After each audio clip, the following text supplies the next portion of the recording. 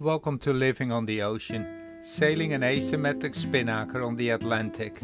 My name is Arie Baartman, and together with Cheryl, Hudson and our dog Camino, we're sailing Trimaran Dawn. We're now quite far in the Atlantic, not far away from the middle actually.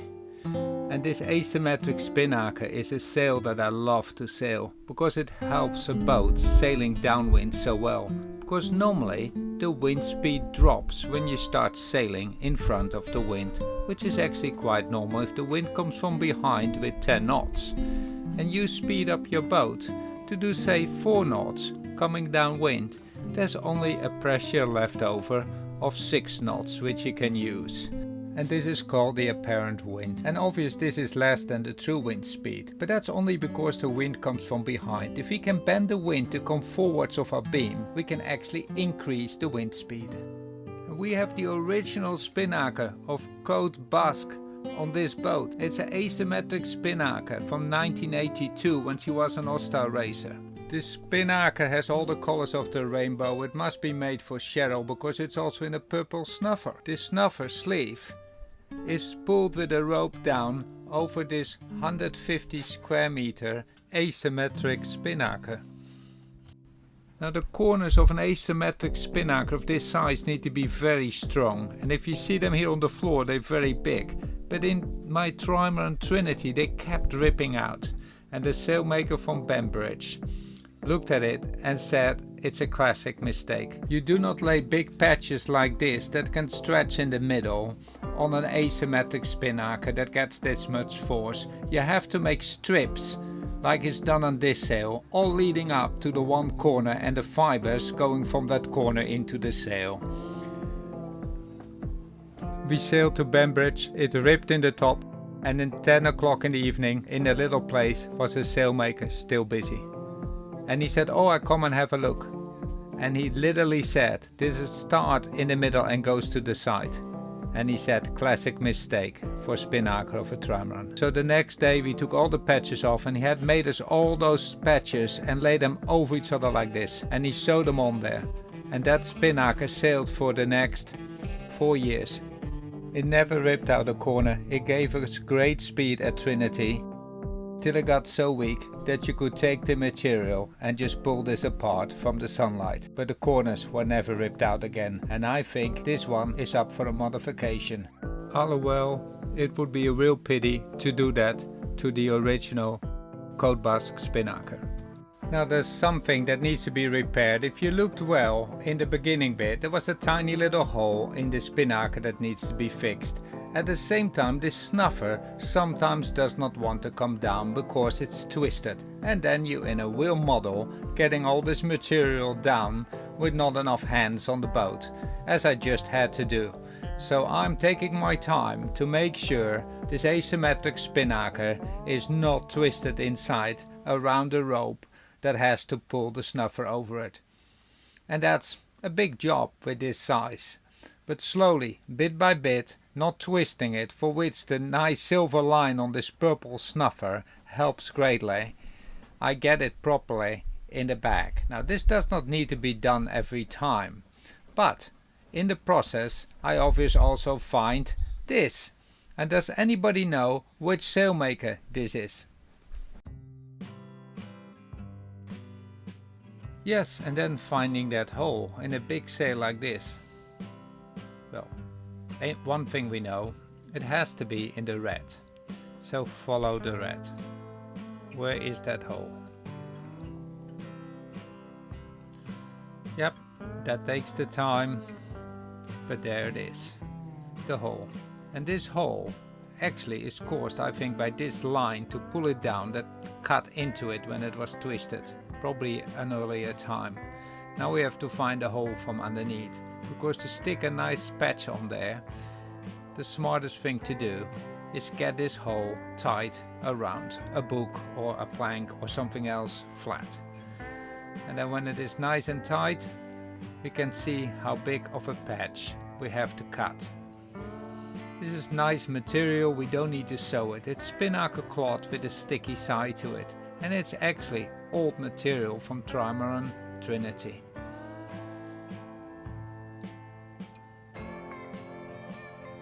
Since it's nice and flat, it's not hard to get it on.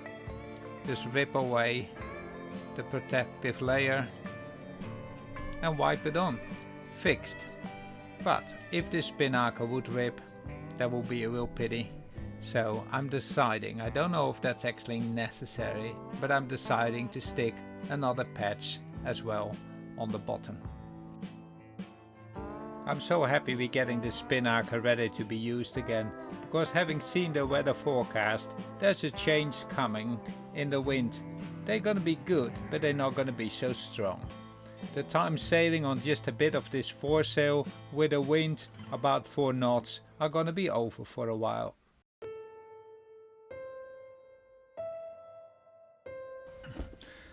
And it happened as predicted. Wind from behind. We are sailing melkmeisje or butterfly in English. Mainsail to one way, head sail to the other side. But that's not so easy, because the whole time it wants to flap away, and we have the asymmetric ready, so bringing it to the front and preparing it all.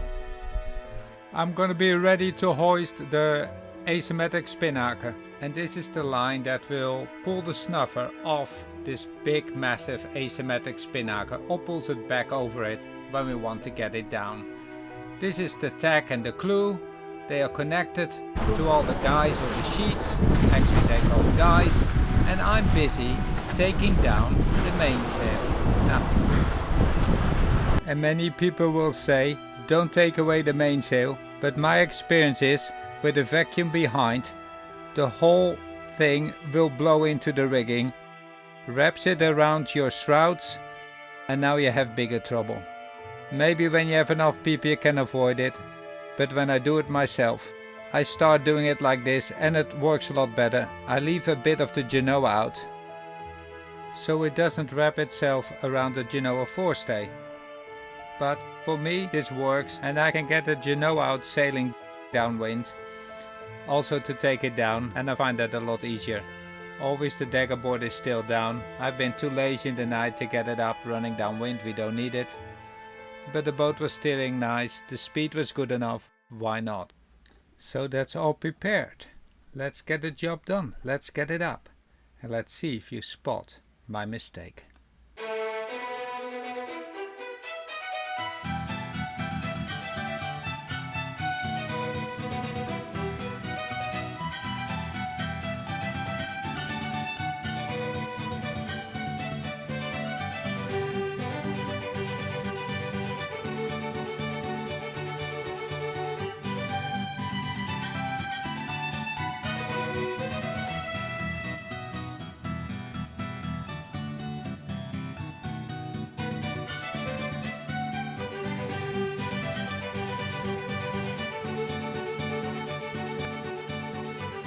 And that's an asymmetric Spinnaker up.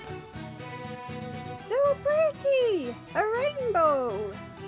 And that makes a happy Cheryl, a happy Arie and a happy Trimaran Dawn. Nicely riding the waves that are still coming from behind. They don't change as fast as the wind does, and they actually don't change at all when the apparent wind changes. So this works so good. There's a line going towards there. There's actually 2 lines going to the back and 1 going to the bow. The other side only has 2 lines, it should be 3 as well, but we did it with 2 for now. They basically control the clue, which can be pulled quite far back if the wind starts to come more from the side. So here we are. Spinnaker is up, Trimaran Dawn is sailing. And now we can easily go the course we want and adjust this from this side or that side by just pulling those lines and basically get a very big angle, for sure over 100 degrees, where we can steer. So it's those 2 winches that control the starboard side, and those 2 control that side. What you want is more of those jam cleats, which we have, but we need to install them because we can stop the sheets by opening and closing them. They can hold the power that the winds then take. And you don't need so many winches anymore. You need a lot more spin lock jammers. And we have the same principle here for the daggerboard to go up and down. And even with this not so strong wind, Trimaran Dawn is doing great, surfing off the waves with speeds over 10 knots, dropping down in between till about 8 to pick up to 10 again. We're enjoying this as long as it lasts.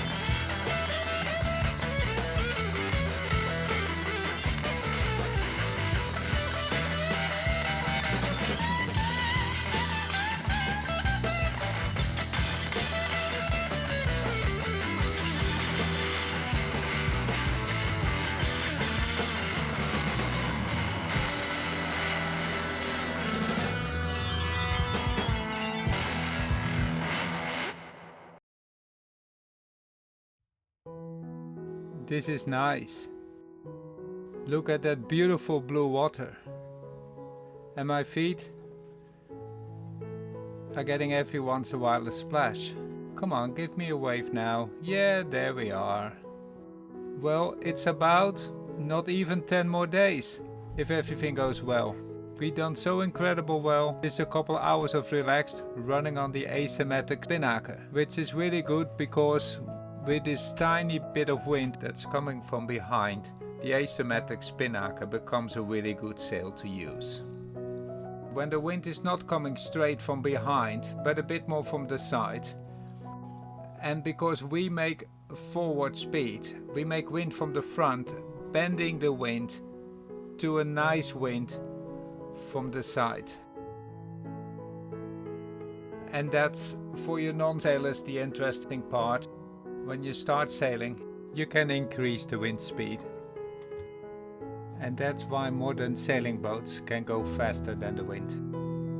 And in the American Cups, they can now do 3 times the wind speed.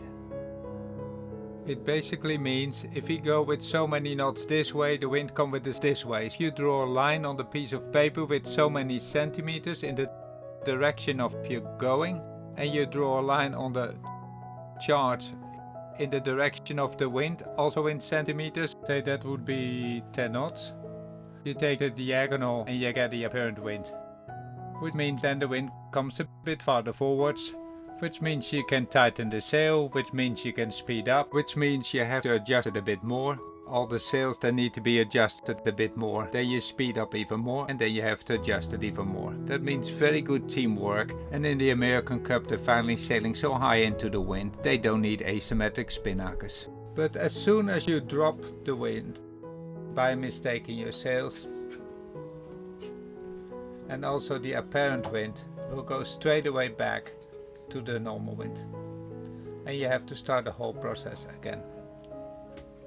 And the interesting thing to do now would be get also the mainsail up, then we lose our shelter for the sun, but then we get even more speed. That means then the foresail needs to get more tightened, then the other sail needs to get more tightened, the mainsail needs to get more tightened, till we just a bit off course because we not have a team correcting everything all the time, and we have to start the whole process again. So we don't do that. We're just taking it easy as we cross the Atlantic on this asymmetric Spinnaker. And we look forward towards your comments, and thank you for your likes that help our video. Thank to all our subscribers and our Patreons. You help us so much and you are a great motivation. In the bottom left corner is a button to subscribe to our channel, and in the top are the playlists of Trimaran Dawn. Thank you for watching Living on the Ocean. We hope to see you in the next episode.